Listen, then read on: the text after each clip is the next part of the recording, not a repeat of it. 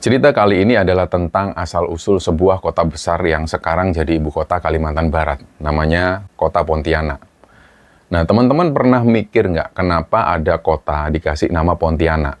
Kalau kota lain kan namanya Gagah, seperti Jayakarta yang artinya kota kemenangan, dan sekarang jadi Jakarta itu. Atau kota Surabaya mungkin yang artinya ikan sura dan buaya. Tapi nama kota ini adalah Pontianak. Pontianak itu dalam bahasa Melayu lokal dan juga cerita rakyat di sana, ini adalah sebutan lain dari kuntilanak. Sosok hantu perempuan yang katanya meninggal karena melahirkan itu. Punti artinya perempuan atau puan, anak adalah mati beranak. Nah, kenapa pendirinya nekat ngasih nama sengeri itu? Jawabannya bukan karena iseng, ini tapi karena sejarah berdirinya kota ini benar-benar dibangun di atas darah, keringat, dan juga perang gaib melawan ribuan sosok kuntilanak yang menghuni tempat itu. Teman-teman, setiap tempat punya cerita dan setiap cerita selalu ada hikmah. Kita gali kembali apa yang sebenarnya terjadi di segmen trauma, tragedi umat manusia.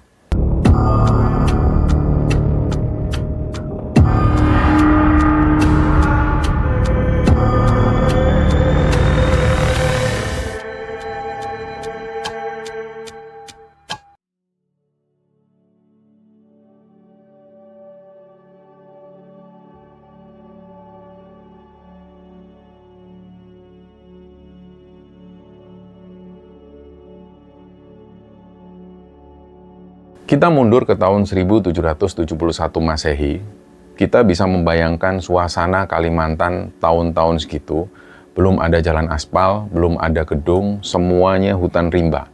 Pohonnya besar-besar, diameternya bisa sampai 2-3 meter, dan akarnya menjuntai ke sungai. Air sungainya hitam pekat karena gambut, dan isinya adalah buaya muara yang ukurannya bisa sebesar perahu. Nah, tokoh utama di sini adalah Syarif Abdurrahman Al-Qadri. Beliau ini bukan orang sembarangan. Beliau ini adalah putra dari ulama besar dari Mempawah, yaitu Habib Hussein Al-Qadri. Jadi Syarif Abdurrahman ini punya darah Arab, punya ilmu agama yang tinggi, tapi beliau juga punya jiwa petualang yang liar. Jadi beliau ini adalah pelaut ulung, beliau seorang pedagang juga, dan kadang-kadang juga disebut sebagai penguasa lautan yang ditakuti oleh bajak laut. Nah, singkatnya, setelah ayahnya wafat di Mempawah itu, Syarif Abdurrahman ini merasa perlu untuk mencari wilayah kekuasaan sendiri. Beliau punya visi di situ. Beliau ini pengen membangun sebuah kesultanan baru yang strategis untuk berdagang. Nah, disitulah akhirnya beliau mengumpulkan pasukannya, beliau siapkan perbekalan, dan pada tanggal 23 Oktober tahun 1771, atau penanggalan Islam 14 Rajab 1185 Hijriah, ekspedisi bersejarah itu pun dimulai. Rombongan ini nggak main-main, mereka membawa 14 perahu kakap, yaitu perahu perang atau perahu dagang khas Melayu. Isinya adalah puluhan orang-orang tangguh, mereka juga membawa senjata, meriam, dan juga perbekalan makanan. Tujuan mereka ini yaitu menyusuri Sungai Kapuas, sungai terpanjang di Indonesia, untuk mencari tanah yang cocok kemudian akan dijadikan pusat pemerintahan. Nah, perjalanan ini dimulai dari Mempawah. Awalnya perjalanan itu lancar. Mereka mendayung perahu mengikuti arus sambil melihat kanan kiri hutan bakau yang rapat itu. Tapi begitu mereka memasuki semakin dalam ke area percabangan sungai, suasana mulai berubah. Dan teman-teman harus tahu, Sungai Kapuas itu sangat mistis. Di sana ada legenda puaka atau penunggu sungai. Suasana di siang hari pun sudah membuat merinding. Matahari itu kadang nggak nembus ke permukaan air karena ketutup dahan pohon yang rimbun banget. Udaranya juga lembab, panas, tapi dingin di tengkuk. Nah, setelah berhari-hari menyusuri sungai, rombongan Syarif Abdurrahman ini sampai di sebuah titik pertemuan sungai yang strategis banget. Titik ini adalah pertemuan antara Sungai Kapuas Besar, Sungai Kapuas Kecil, dan juga Sungai Landak. Orang-orang sana nyebutnya Simpang 3 atau daerah Beting. Di mata strategi dagang, tempat itu adalah emas. Kapal dari hulu, dari pedalaman itu pasti lewat situ, dan kapal dari laut atau hilir ini juga pasti lewat situ. Jadi kalau bisa bikin pelabuhan di situ, dijamin bakal kaya. Nah, Syarif Abdurrahman yang berdiri di haluan kapal itu langsung jatuh cinta sama lokasi ini. Beliau bilang ke para pasukannya, sudah kita berhenti di sini, kita babat alas di sini. Tapi waktu itu anak buahnya ini ngelihat tempat itu dengan tatapan mata yang horor. Kenapa? Karena tempat itu yang sekarang ini dikenal sebagai daerah Beting dan sekitarnya, waktu itu adalah hutan rawa yang gelap sekali. Pohon-pohonnya itu bukan pohon biasa. Banyak pohon beringin raksasa, pohon rengas dan juga getahnya beracun itu, dan semak belukarnya yang juga banyak yang berduri. Dan yang membuat anak buahnya gemetar ini bukan pohon-pohonnya, tapi hawa yang ada di sana. Jadi hawa di pertemuan 3 sungai itu benar-benar singup, angker kalau kata orang Jawa, dan suasananya sepi. Jadi mereka sempat tanya ke Syarif Abdurrahman, "Tuan, apa tuanku ini yakin mau di sini?" Nah, Syarif Abdurrahman menjawab dengan tegas, "Insya Allah saya yakin, ini tempat terbaik." Nah, beliau ini memang orang yang punya ilmu batin tinggi. Jadi beliau sebenarnya sudah tahu kalau memang ada sesuatu di situ, tapi beliau sama sekali nggak takut. Akhirnya perahu-perahu ini pun ditambatkan di sana dan mereka semua mulai turun ke darat. Kaki mereka itu ambles langsung ke lumpur rawa. Nyamuk hutan langsung menyerbu mereka. Dan tugas pertama mereka ini adalah babat alas. Menebang pohon untuk membuat lahan terbuka, untuk mendirikan tenda dan juga gubuk untuk sementara waktu. Nah, disinilah teror itu dimulai. Jadi siang hari, pas mereka bekerja nebang pohon itu, anehnya banyak kejadian ganjil. Jadi ada penebang yang kapaknya itu tiba-tiba tumpul, nggak bisa untuk nebang kayu. Dan ada lagi cerita, ketika ada pohon yang sudah bisa ditebang, keesokan harinya, posisi pohon ini berdiri lagi atau menggeser lagi di tempat semula.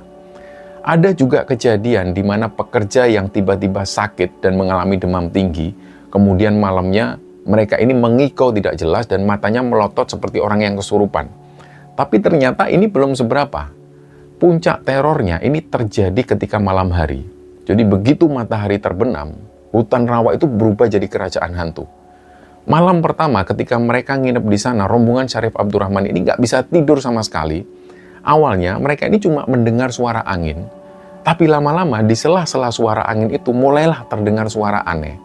Ada suara perempuan yang ketawa cekikian. Suaranya itu melengking, langsung menusuk kuping. Dan anehnya suara itu terdengarnya kayak suara stereo. Jadi kadang kedengaran suaranya itu jauh banget, kadang kedengarannya itu kayak di samping telinga persis. Bahkan ada beberapa prajurit itu yang mendengar suara perempuan yang ngomong ke mereka, "Kalian mau ngapain di sini?" Nah, disitulah anak buah Syarif Abdurrahman, yang sebenarnya mereka ini adalah pelaut-pelaut pemberani yang biasa melawan ombak. Seketika itu juga nyali mereka ini pun sempat ciut ketika mendengar suara-suara aneh ini. Akhirnya mereka pun saling berkumpul di dekat api unggun, mereka saling memegang satu sama lain, mereka akhirnya ambil senjata mereka masing-masing dan mereka mulai membicarakan sosok perempuan ini. Jadi ada yang membicarakan, "Kalian dengar nggak itu suara apa?" Nah, ada yang bilang bahwa itu suara kuntilanak, itu Pontianak. Jadi nggak cuma satu suara perempuan yang ketawa cekikian ini, lama-lama suaranya itu jadi semakin rame dan rasanya itu kayak ribuan ketawa yang ada di sana. Jadi hutan gelap yang kayak pasar malam itu, ini tiba-tiba suasananya itu berubah seperti suara ketawa kuntilanak yang bersaut-sautan. Ada yang ketawa cekikian, ada yang nangis melolong sedih, ada juga yang suaranya kayak seperti perempuan yang marah. Dan suara itu datangnya dari atas pohon-pohon besar di sekitar mereka. Jadi malam itu benar-benar malam yang panjang mereka lalui. Ada beberapa awak kapal yang mengaku mereka ini melihat sosok-sosok putih yang bergelantungan di dahan pohon beringin di pinggir sungai. Sosok yang mereka lihat ini adalah sosok perempuan yang rambutnya panjang sampai menyapu tanah, bajunya putih kucel, wajahnya itu rata. Bahkan ada yang wajahnya hancur. Mereka ini, sosok perempuan-perempuan ini berayun-ayun sambil ngeliatin orang-orang yang lagi ketakutan di bawahnya.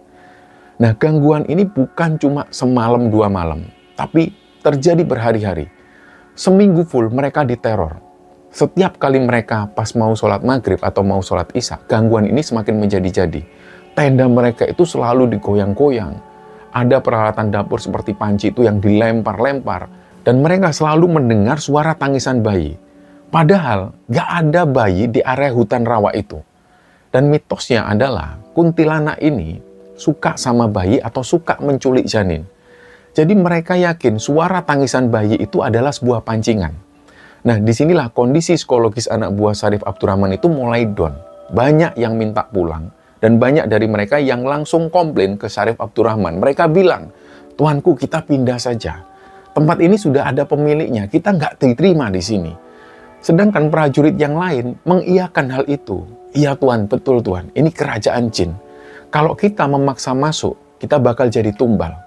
Mereka yakin kalau tempat itu adalah sarangnya, ibu kotanya para hantu. Logika mereka ini sebenarnya agak masuk akal. Pertemuan tiga sungai atau pertigaan air ini memang biasanya jadi tempat kumpulnya energi mistis. Ditambah lagi banyaknya pohon-pohon tua yang nggak pernah ditebang selama ratusan tahun. Syarif Abdurrahman Al-Qadri melihat kondisi pasukannya yang mulai putus asa itu, dan beliau tahu kalau ini terus-terusan dibiarkan, ekspedisi ini bakal gagal total. Cita-cita beliau untuk membuat kesultanan bakal musnah cuma gara-gara hantu kuntilanak ini. Jadi beliau nggak bisa melawan hantu pakai pedang, ditebas pun juga nggak bakal kena. Beliau nggak bisa melawan hantu pakai omongan biasa, dan mereka pasti nggak mau pergi. Jadi pada akhirnya Syarif Abdurrahman ini melakukan sebuah tirakat. Beliau melakukan sholat hajat, beliau berdoa di atas perahunya di tengah sungai itu, dan disitulah beliau minta petunjuk kepada Allah. Beliau berdoa, ya Allah, kalau memang tanah ini rezeki bagi hamba dan juga keturunan hamba, berilah hamba cara untuk mengusir mereka. Dan setelah tirakatnya itu, Syarif Abdurrahman ini kayak semacam dapat ilham. Dan ilhamnya itu unik banget. Beliau ini nggak disuruh untuk membaca doa yang aneh-aneh, tapi beliau disuruh untuk menggunakan senjata yang beliau bawa di kapal. Senjata fisik untuk melawan musuh gaibnya itu, yaitu meriam. Pertanyaannya, apakah kuntilanak ini bakal mati kalau ditembak dengan meriam? Atau mungkin ada ritual khusus yang harus dilakukan dengan meriam itu? Nah, akhirnya Syarif Abdurrahman ini bangun pagi-pagi, matanya menatap tajam dan wajahnya serius sekali. Beliau panggil semua anak buahnya. Disinilah beliau bilang, siapkan meriam, keluarkan semua meriam dari lambung kapal, jejerkan di bibir sungai. Di situ anak buahnya sempat bingung. Para prajurit ini sempat mikir, lah ini mau perang sama siapa? Nggak ada musuh yang kelihatan. Tapi sekali lagi, Syarif Abdurrahman ini bilang, kita akan perangi mereka yang selalu mengganggu kita setiap malam. Kita akan usir mereka selamanya dari tanah ini. Dan akhirnya sesuai perintah Syarif Abdurrahman, meriam-meriam besi yang beratnya ratusan kilo itu sudah disiapkan di geladak kapal. Moncongnya itu diarahkan persis ke hutan rawa yang gelap di pertemuan tiga sungai itu. Bubuk mesiu pun sudah diisikan, sumbu sudah dipasang, suasana langsung hening.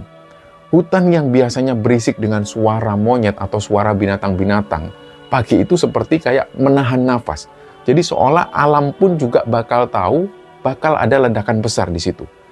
Jadi disinilah Syarif Abdurrahman itu berdiri di haluan kapal yang paling besar. Beliau menggunakan jubah warna putih, sorbannya itu berkibar kena angin sungai, dan di tangan kanannya beliau memegang obor kecil yang apinya menyala-nyala. Beliau waktu itu nggak langsung menyulut meriam tersebut. Sebagai ulama yang waskito atau paham ilmu batin, beliau tahu kalau yang dihadapi ini bukan musuh yang kelihatan wujudnya. Jadi pada akhirnya peluru meriam itu bukan sekedar bola besi biasa. Ini adalah sebuah simbol tekad besi manusia untuk menjadi khalifah atau pemimpin di muka bumi. Di sinilah Syarif Abdurrahman itu berdoa, Bismillahi tawakkaltu la haula wala quwata illa billah. Dengan nama Allah, aku bertawakal hanya kepadamu ya Allah, tiada daya dan upaya kecuali dengan pertolongan Allah. Dan selesai berdoa, beliau teriak tegas ke pasukannya, tembak! Nah, Syarif Abdurrahman sendiri yang menyulut meriam utamanya. Suara dentiman meriam itu memecah keheningan pagi itu. Jadi asap putih tebal membumbung tinggi. Burung-burung di hutan itu langsung terbang kocar-kacir saking kagetnya pagi itu. Air sungai pun ikut bergelombang karena getaran suara meriam ini. Dan itu nggak cuma satu kali. Meriam-meriam lain di kapal pengiring ini juga ikut menyala. Jadi suara dentumannya itu menggelegar. Blar-blar, hutan rawa yang angker itu akhirnya dihujani peluru besi. Dahan-dahan pohon pun patah dihantam peluru ini. Tanah lumpur muncrat kemana-mana. Dan ini bukan sekedar pengemboman lahan. Ini adalah shock terapi bagi penghuni gaib yang ada di sana. Dalam dunia supranatural, ledakan keras dan juga unsur api atau besi ini dipercaya bisa memecah konsentrasi energi negatif. Jin-jin fasik yang suka kumpul di tempat sepi, ini mereka katanya paling anti dengan keramaian dan juga ledakan yang menggetarkan tanah. Konon ceritanya, setelah dentuman meriam yang bertubi-tubi itu, terdengarlah suara jeritan yang lebih mengerikan daripada suara ketawa perempuan yang mereka dengar selama ini. Kalau selama ini, suara-suara kuntilanak itu ketawa cekikian yang mengejek, pagi itu mereka semua mendengar ada suara jeritan perempuan yang kesakitan dan ketakutan. Dan juga mereka ngelihat bayangan-bayangan putih yang semalam nangkring di pohon beringin itu terlihat lari tunggang langgang masuk ke dalam hutan yang lebih jauh. Jadi disitulah mereka terusir. Mereka kalah mental. Nah, ada satu detail sejarah yang menarik banget di sini. Jadi Syarif Abdurrahman Al-Qadri ini nggak nembak sembarangan. Beliau itu punya nazar sendiri. Jadi beliau bersumpah di situ, dimanapun peluru meriam pertamaku ini jatuh, disitulah aku akan mendirikan istana. Dan di mana peluru keduaku jatuh, disitulah akan kubangun masjid. Jadi tembakan itu sekaligus jadi kompas gaib. Anak buahnya ini disuruh lari langsung masuk ke dalam hutan, nyari di mana jatuhnya peluru meriam itu. Dan mereka langsung masuk ke hutan rawa, menerobos semak-semak berduri, mereka langsung mencari bola besi ini. Singkatnya, peluru-peluru ini pun ditemukan. Peluru pertama jatuh di sebuah gundukan tanah yang agak tinggi di tengah rawa. Tempat itu strategis, tanahnya pun juga agak keras. Syarif Abdurrahman menancapkan tongkatnya di situ dan beliau bilang, di sini kita akan bangun istana Qadriyah. Dan peluru kedua jatuhnya itu nggak jauh dari situ, di tempat yang posisinya lurus menghadap kiblat. Beliau bilang, bismillah, di sini kita bangun Masjid Jami Sultan Syarif Abdurrahman. Sedangkan peluru ketiga jatuh di tempat lain yang kemudian dijadikan komplek pemakaman keluarga kesultanan. Sekarang ini dikenal sebagai makam Batu Layang. Meskipun ada versi sejarah berbeda soal lokasi makam ini, tapi intinya meriam itu akhirnya jadi penentu tata kota. Nah, setelah penentuan titik itu, semangat anak buahnya ini kembali lagi 100%. Rasa takut dengan kuntilanak ini pun hilang, diganti dengan semangat untuk membangun peradaban. Setiap pohon tumbang, cahaya matahari itu masuk menyinari tanah rawa yang lembab itu. Dan hari demi hari pun berlalu, hutan rawa yang tadinya jadi sarang hantu, pelan-pelan mulai berubah jadi lahan yang terbuka. Gubuk-gubuk kayu pun mulai berdiri, tiang-tiang pancang dari kayu ulin, yaitu kayu besi Kalimantan ini, mulai ditancapkan ke lumpur untuk pondasi istana. Syarif Abdurrahman menepati janjinya. Masjid Jami mulai dibangun, istana pun juga dibangun. Terus gimana nasib kuntilanak-kuntilanak itu? Apakah mereka bakal hilang selamanya? Ternyata enggak. Mereka ini cuma minggir. Mereka mundur ke pinggiran kota, ke hutan-hutan yang belum ditebang. Mereka masih melihat dari jauh, mereka masih memonitor dari jauh, dan kadang-kadang ketika malam pas lagi sepi, suara ketawa perempuan itu masih kedengeran sayup-sayup dari arah hutan seberang sungai. Tapi mereka nggak berani mendekat ke area yang sudah dihuni manusia dan sudah diazani di Masjid Jami itu.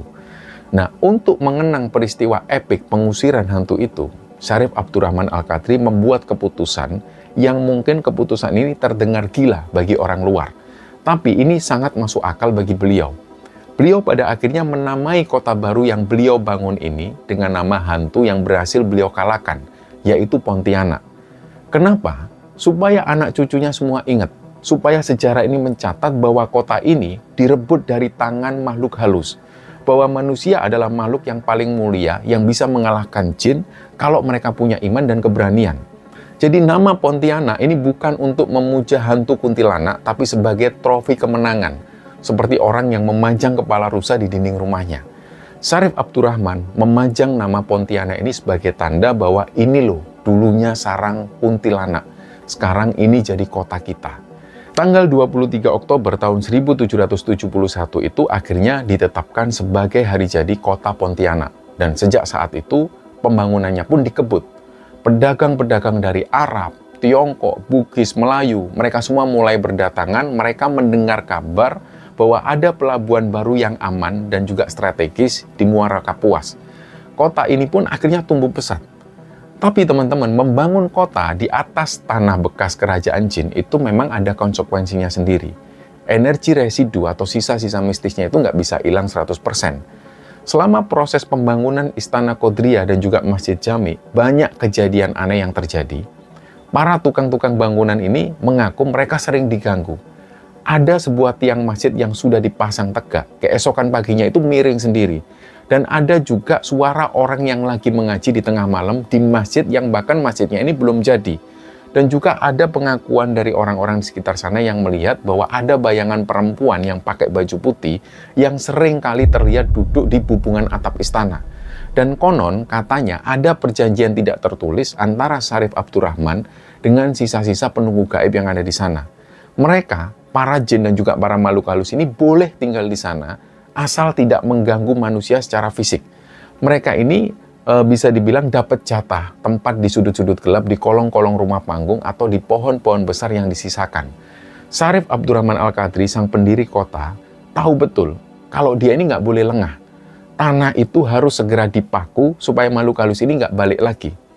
Nah, pertanyaannya, cara makunya seperti apa? Yaitu dengan cara mendirikan dua bangunan sakral, yaitu pusat pemerintahan atau istana dan juga pusat ibadah, yaitu masjid. Dua bangunan inilah yang ibarat jangkar yang bakal nahan kota Pontianak agar tidak karam lagi ditelan energi negatif. Akhirnya pembangunan pun dimulai, tapi bahan bangunannya bukan batu bata merah seperti yang ada di Jawa. Kita tahu bahwa Kalimantan itu adalah surganya kayu, dan kayu yang dipakai untuk membangun Istana Kodria dan juga Masjid Jami ini bukan kayu sembarangan. Mereka memakai kayu ulin, atau orang sana menyebutnya kayu belian. Kayu ini adalah kayu ajaib, kayu ini dijuluki kayu besi. Kenapa? Karena kayu ini nggak mempan dimakan rayap, dan anehnya semakin terkena air atau semakin kerendam, kayu ini justru semakin keras seperti batu. Cocok sekali untuk tanah rawa Pontianak yang pasang surut. Tapi mengambil kayu ulin dari pedalaman hutan Kalimantan zaman dulu itu bisa dibilang horor. Pohon ulin ini adalah pohon purba. Umurnya bisa ratusan tahun, diameternya bahkan bisa sebesar pelukan 5 orang dewasa. Konon setiap pohon ulin tua itu ada penunggunya. Entah itu Banaspati, Gondoruo versi Kalimantan, atau hantu rimba. Jadi sebelum kayu ini ditebang atau pohon ini ditebang, para penebang kayu itu harus melakukan ritual dulu. Istilahnya mereka harus minta izin dulu. Dan ada cerita tutur dari tukang-tukang yang ada di sana. Katanya ketika kayu-kayu raksasa itu ditebang, keluarlah getah yang warnanya itu merah pekat seperti darah segar. Dan baunya pun juga amis. Ini menurut mereka adalah tanda bahwa pohon ini hidup. Tapi demi tugas, penebangan ini pun jalan terus. Kayu-kayu gelondongan raksasa ini pun akhirnya dihanyutkan lewat sungai dari hulu menuju ke muara. Proses menghanyutkan kayu ini juga mistis. Kadang kayunya itu sempat mandek di tengah sungai, padahal arusnya ini kenceng. Jadi kayak ada sesuatu yang menahan dari dalam air. Para tukang rakit ini pun harus menabur beras kuning atau telur ayam kampung ke sungai, supaya sesuatu yang menghalangi ini mau melepaskan. Nah, singkat cerita, istana ini pun mulai berdiri di titik jatuhnya peluru meriam pertama. Desainnya khas Melayu pesisir, rumah panggung tinggi. Dan kenapa rumah ini dibuat rumah panggung? Selain untuk menghindari banjir pasang, kolong panggung itu fungsinya untuk sirkulasi energi. Supaya tanah rawa di bawahnya itu tetap bisa bernafas, dan warnanya ini adalah kuning. Kuning ini adalah warna kebesaran Melayu, simbol kemuliaan raja. Tapi dalam kacamata spiritual, warna kuning menyala ini juga berfungsi sebagai pagar. Warna cerah itu konon katanya ditakuti oleh para jin penunggu hutan yang sukanya dengan kegelapan. Jadi disitulah Istana Kadria itu berdiri megah, mencolok mata di tengah hijaunya hutan bakau. Dan kalau teman-teman main ke sana sekarang, teman-teman bakal merasakan vibes yang unik. Ketika masuk ke dalam istana, hawanya itu adem tapi agak terasa berat. Di ruang singgasana ada cermin-cermin tua, ada juga benda-benda pusaka peninggalan sang sultan. Dan konon di malam-malam tertentu, penjaga istana ini sering melihat sosok Sultan Abdurrahman ini duduk di singgasananya. Atau kadang beliau berjalan mondar-mandir di teras istana mengawasi sungai Kapuas. Sering juga ada kejadian yang aneh, lampu gantung kristal di ruang tengah itu tiba-tiba sering bergoyang sendiri padahal nggak ada angin. Atau kadang mereka juga sering mendengar suara langkah kaki di lantai papan kayu ulin itu. Disinilah warga percaya bahwa ini adalah sultan yang lagi ronda. Beliau masih menjaga kota itu dari gangguan gaib. Nah, sedangkan nggak jauh dari istana, cuma menyeberang sungai kecil, berdirilah Masjid Jami Sultan Syarif Abdurrahman. Ini titik jatuhnya peluru meriam kedua. Masjid ini pun juga nggak kalah sakral. Atapnya itu tumpang tiga, melambangkan iman, Islam, dan juga ihsan. Atapnya menggunakan sirap, yaitu potongan kayu ulin tipis. Yang paling membuat merinding kagum adalah 6 tiang penyangga utama di dalam masjid itu. Dan itu tiang benar-benar glugu atau batang utuh kayu belian raksasa. Diameternya juga besar banget. Pertanyaannya adalah, zaman tahun 1770-an itu, belum ada alat-alat yang canggih, belum ada kren, dan belum ada alat berat hidrolik.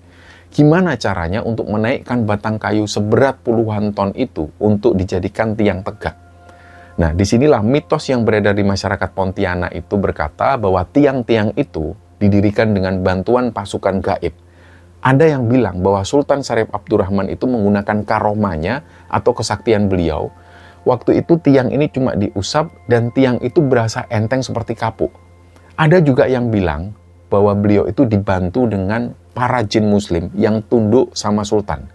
Nah, terlepas dari mana yang benar, keberadaan 6 tiang raksasa itu adalah bukti keajaiban teknik sipil masa lalu. Masjid ini pun juga posisinya unik. Sebagian badannya itu ada di darat, sebagian lagi menjorok ke sungai, jadi posisinya agak terapung. Jadi kalau misalnya kita wudhu, airnya langsung dari sungai Kapuas. Dan dari masjid inilah, suara azan pertama kali berkumandang memecah kesunyian hutan rawa. Ini membuat sisa-sisa kuntilanak yang ngumpet di hutan semakin kepanasan dan kemudian mereka lari semakin menjauh. Tapi di sini ada satu tokoh yang tidak boleh dilupakan, yaitu meriam yang dipakai untuk menembak sosok kuntilanak. Dan itu masih ada, disimpan dan dirawat baik-baik di komplek istana. Orang Pontianak menyebutnya meriam karoming. Ada juga meriam lain yang punya nama sendiri. Nah, meriam ini diperlakukan seperti makhluk hidup. Setiap tahun ada ritual untuk memandikan meriam atau jamasan. Diberi kembang, dikasih minyak wangi. Kenapa? Karena meriam ini dianggap bernyawa. Ada banyak kesaksian warga sekitar Beting dan juga kampung dalam Bugis, kawasan di sekitar keraton sana. Katanya kalau bakal ada musibah besar atau ada bahaya yang mengancam kota Pontianak, meriam ini bakal nangis. Jadi keluar air dari moncong meriam itu. Atau kadang-kadang terdengar juga suara dentuman meriam meledak sendiri di tengah malam. Nah itu tandanya kodam meriam tersebut itu lagi ngasih peringatan. Selain istana dan masjid, ada satu elemen lagi yang tidak bisa dipisahkan dari Pontianak, yaitu Sungai Kapuas. Sungai ini adalah jalan raya sekaligus sumber hidup, tapi sungai ini juga kuburan. Di dalam air yang putek dan tenang itu, hiduplah legenda yang ditakuti semua orang Pontianak, yaitu Puaka. Puaka itu adalah sebutan untuk penunggu sungai. Wujudnya bisa macam-macam, tapi yang paling terkenal ini adalah sosok siluman buaya putih. Konon di dasar sungai Kapuas, tepat di persimpangan 3 sungai depan istana itu, ada kerajaan siluman buaya. Nah, buaya-buaya ini nggak mengganggu kalau tidak diganggu.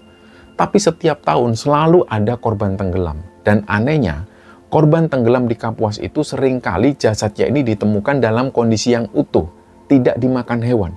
Tapi posisinya berdiri di dasar sungai atau ditemukan di tempat yang jauh banget dari lokasi tenggelamnya. Masyarakat percaya, kalau ada yang tenggelam, itu berarti diambil sama Puaka untuk dijadikan pengawal atau danyang di kerajaan bawah air. Makanya ada pantangan keras di sana bahwa jangan ngomong sombong di atas sungai, jangan takabur. Dan kalau lagi naik sampan atau kelotok, harap untuk permisi lebih dulu. Nah, ada cerita horor yang lebih modern lagi. Pernah ada orang yang ceritanya dia ini mancing malam-malam di dekat istana. Suasananya sepi banget malam itu. Tiba-tiba dia mendengar suara yang rame banget dari tengah-tengah sungai. Suaranya itu benar-benar kayak pasar. Ada suara orang yang jualan dan ada suara tawar-menawar. Ketika dia sorot pakai senter ke tengah sungai, kosong, nggak ada apapun, nggak ada perahu dan nggak ada pasar terapung di situ. Nah, itu mereka sebut pasar setan atau pasar bunian. Si pemancing ini pun langsung terkencing-kencing di celana dan dia kabur meninggalkan joran pancingnya.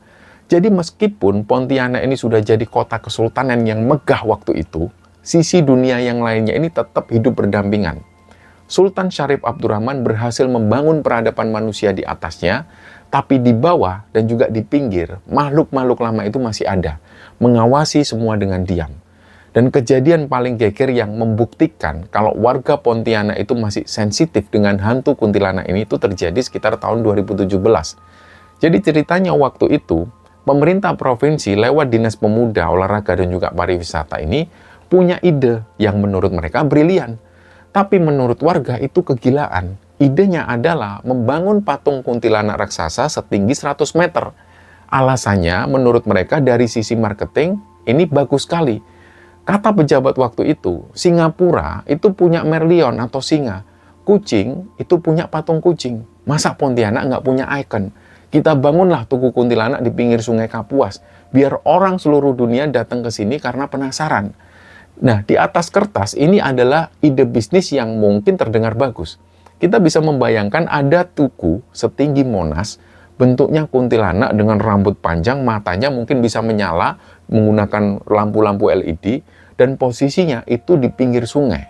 Dan ini mereka bilang pasti viral. Tapi, apa reaksi masyarakat Pontianak waktu itu? Mereka mengamuk. Ada amuk massa di situ. Warga Pontianak, terutama para ulama, para budayawan, mereka semua turun ke jalan. Mereka menolak mentah-mentah ide itu.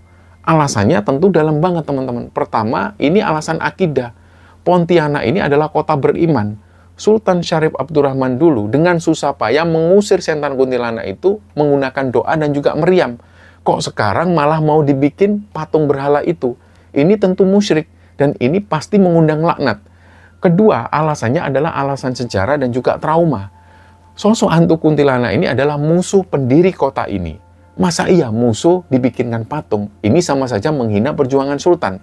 Dan ketiga adalah alasan psikologis. Gimana rasanya ketika malam-malam melewati jembatan melihat patung hantu kuntilanak setinggi 100 meter? Pasti membuat orang yang melihat jantungan. Nah, akhirnya demo penolakan ini pun masif banget. Akhirnya pemerintah pun mengalah. Ide itu akhirnya dibatalkan dan dikubur dalam-dalam. Nah, ini bukti nyata, meskipun Pontianak sudah modern, kuntilanak tetap dianggap sebagai entitas gelap yang tidak boleh dipuja atau diglorifikasi. Dia adalah bagian dari sejarah, tapi bukan untuk dibanggakan wujudnya. Nah, kalau patung kuntilanak ini ditolak, ada satu warisan Sultan Syarif Abdurrahman ini yang justru dilestarikan dan sampai akhirnya jadi festival paling berisik di dunia, yaitu Meriam Karbit. Nah, tradisi untuk membunyikan meriam itu diteruskan oleh warga secara turun-menurun. Tapi zaman sekarang meriamnya ini bukan meriam besi lagi. Tentu itu adalah mahal dan sangat bahaya. Tapi mereka menggunakan kayu balok atau kayu gelondongan yang dilubangi tengahnya dan ukurannya itu raksasa, besar banget. Diameternya itu bisa 50-70 cm dan panjangnya bisa 5-7 meter. Bahan bakarnya ini adalah karbit atau kalsium karbida dicampur dengan air. Dan setiap bulan puasa atau bulan Ramadan menjelang lebaran itu, warga di pinggir sungai Kapuas atau Kampung Beting dan juga Kampung Tembelan sibuk untuk membuat meriam ini. Meriam-meriam ini pun dijajar di pinggir sungai, moncongnya itu dihadapkan ke sungai, dicat warna-warni, dihias kain batik corak insang khas Pontianak, dan ketika malam takbir, suara meriam itu bersautan. Bagi orang luar ini tentu menakutkan sekali. Tapi bagi orang Pontianak, suara ledakan yang memekakkan telinga ini adalah suara kemenangan. Kalau dulu, kemenangan mereka mengusir hantu, dan sekarang kemenangan melawan hawa nafsu. Filosofinya sangat keren sekali, dan Festival Meriam Karbit ini sekarang jadi event wisata nasional. Dan ini adalah cara paling elegan warga Pontianak untuk merawat sejarah. Walaupun sudah ada festival meriam, bukan berarti hantunya punah 100%. Di sudut-sudut kota Pontianak, urban legend ini masih hidup subur, dan salah satu yang paling terkenal ini adalah di kawasan Tugu Digulis, atau di daerah Bundaran Untan, Universitas Tanjung Pura. Di sana ada Tugu Bambu Runcing untuk mengenang para pahlawan, tapi di sekitarnya ini adalah hutan kota yang rimbun. Nah, mahasiswa-mahasiswa Untan itu sering banget mendengar cerita horor dari sana. Katanya kalau pas tiap malam-malam lewat situ sendirian, sering ada penumpang gelap yang tiba-tiba duduk di jok belakang motor. Ketika mereka ngelihat ke spion, nggak ada siapa-siapa. Tapi motor itu rasanya oleng. Terus kemudian di jembatan Kapuas, sering ada kecelakaan yang aneh. Motor atau mobil itu tiba-tiba banting setir, kemudian nabrak pagar pembatas. Mereka selalu bilang bahwa mereka ini melihat perempuan yang nyebrang pakai busana putih, dan ketika dia ini mau menghindar, mereka akhirnya nggak sempet dan nabrak jembatan. Padahal di CCTV atau saksi mata yang melihat kejadian itu, mereka melihat jalanan itu kosong melompong. Jadi disinilah warga percaya itu adalah puaka sungai yang lagi naik ke darat. Nah, ada juga fenomena aneh yang kadang terjadi di Pontianak. Pernah ada orang hilang di tengah kota, bukan di hutan. Biasanya yang hilang ini adalah anak kecil atau orang yang linglung.